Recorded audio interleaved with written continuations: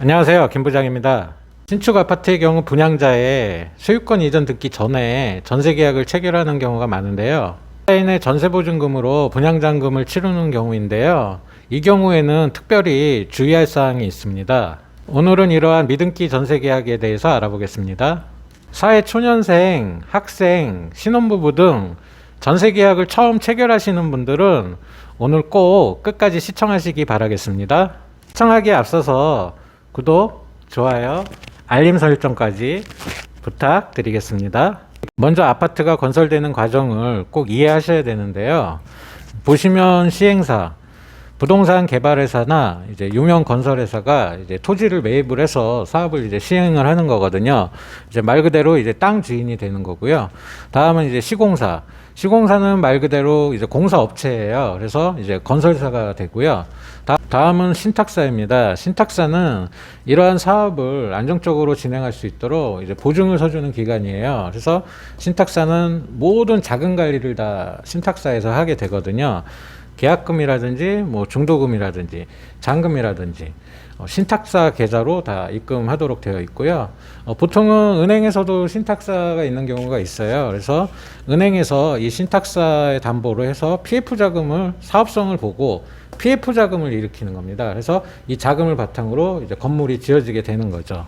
이러한 시행사, 시공사, 신탁사가 이제 사업 주체가 되어서 이제 공사를 진행을 하게 되는 건데요. 이제 물건을 파는 회사가 있어야 되는데 이제 마케팅이라고 하죠. 그 마케팅 회사는 소위 말하는 이제 분양 대행사가 되겠습니다. 그래서 이 분양 대행사에서 모든 분양을 이제 맡아서 하는 겁니다. 이렇게 사업이 진행이 되어서 이제 건물이 완성이 되면 준공검사를 받습니다. 소위 말하면 준공이 떨어졌다는 표현을 쓰잖아요.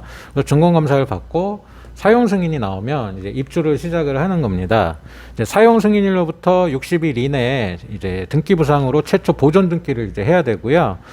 사용 승인일로부터 시행사에서 이제 입주 지정일을 정해요. 보통은 한 달 또는 이제 2달 정도 기간을 주는데 이 기간 내에 이제 분양계약자분들은 이제 잔금을 내고 소유권 이전 등기를 다 해야 됩니다.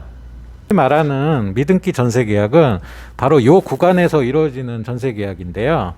최초 보존 등기 전이나 아니면 이제 소유권 이전 등기 전에 이제 전세계약을 이때 이제 체결을 하게 되는 겁니다. 이때 전세계약 체결들을 많이들 하시는데요. 특별히 주의할 사항이 상당히 많습니다. 그래서 제가 정리해서 올려드리도록 하겠습니다. 첫 번째로는 분양계약자와 계약을 하는데요. 실제 분양계약자인지 확인을 하셔야 됩니다. 분양계약서 원본과 신분증 대조하셔갖고 꼭 분양계약자임을 확인하시고요. 시행사나 또는 건설사에 전화를 꼭 하셔갖고 분양계약자가 맞는지 꼭 확인하셔야 됩니다. 또한 시행사에 전화를 하셨을 때 이 분양건에 대해서 가압류라든지 가처분이 들어와 있는지 그것도 확인을 하셔야 되는데요. 그러니까 예를 들어서 뭐 중도금 납입을 안 했다던가 미납금이 있는지 그거를 꼭 확인하시기 바랍니다. 참고로 분양권 전매 제한이 없는 지역에서는 분양권 거래 자체가 많거든요. 그래서 분양계약서를 보실 때 뒷면을 보시면 권리 양도 양수란이 있습니다. 거기를 꼭 확인하시기 바랍니다. 또한 사정상 대리 계약하는 경우도 있거든요. 그러니까 될 수 있으면 본인하고 계약을 하도록 하고요.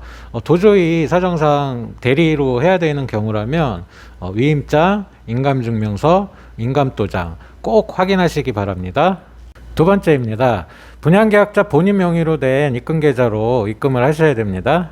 참고로 전세자금 대출 시 은행에서 분양계약자, 즉 임대인 계좌로 된 통장 사본을 제출하도록 하고 있습니다. 세 번째입니다. 계약서 작성하시고 미리 전입신고, 확정일자 받으실 수 있거든요. 또한 은행에서 미리 받도록 요구를 하거든요. 미리 받으시면 좋습니다. 네 번째입니다. 계약서 작성 시에 특약사항에 꼭 명시되어야 될 사항이 있거든요. 제가 한번 불러드리도록 하겠습니다. 임대인은 임차인의 잔금 지불과 동시에 중도금 대출 상환 말소하고 분양자금 완납 및 소유권 이전 등기 해야 한다. 임대인은 임차인에게 잔금일 당일 분양대금 완납 증명서와 선수관리비 완납 영수증을 확인시켜 주어야 한다. 임대인은 임차인의 대항력을 갖추기 전까지 타 권리를 설정하지 않는다.